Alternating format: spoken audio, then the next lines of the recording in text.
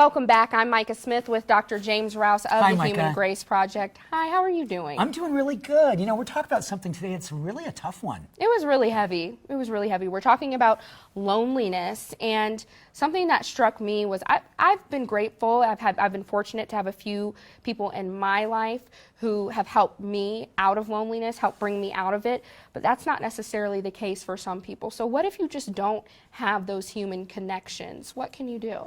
Well, I think that's the most challenging part of this, because when someone is lonely, it's often, if not always, accompanied with depression. So when we're feeling depressed, the last thing we do is feel motivated or even feel worthy of getting outside of our zone that we've kind of created, that is some of the parts that have made us feel this sense of disconnection in the first place. So I think the first place to begin, we talked about in this segment about the whole idea of self-acknowledgement and self-compassion.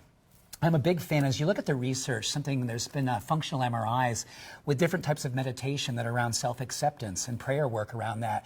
We see the part of the brain that literally lights up under the influence of self-compassion that almost gives a sense of encouragement and more of a willingness to get outside of our comfort zone and start to reach out, whether it's professionally to reach out for help or even begin just reconnecting with people that we know. This was at one time a friend before I started to isolate, before I started to go to digital media. And I think that's a big part of the story, right, Micah, is that we reach out to digital platforms thinking it's going to give us this connection, but science is telling us, and I love this part of the research, this is the magic. It's actually being with someone is what creates the healing. It's what creates the connection.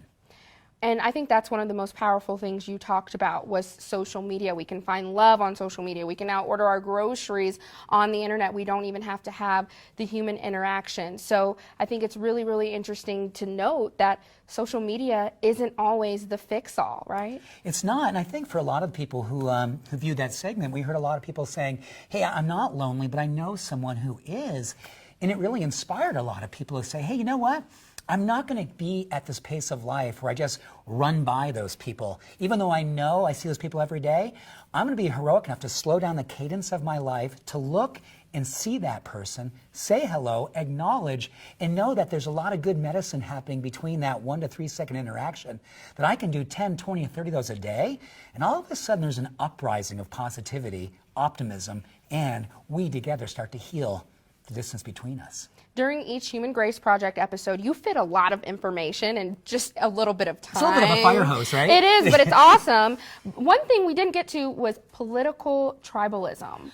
Talk about that and how that can contribute to our loneliness. It's a big thing right now, because what we know is a lot of networks have spent a lot of energy making people feel like they have a home there, and they start to marginalize people who aren't like them. Now, I think this is a beautiful thing, because love and connection is not political. So we have to ask ourselves, what party are we really a part of? I like to say we're a party of the human race. And that's why we wanted this program in the first place.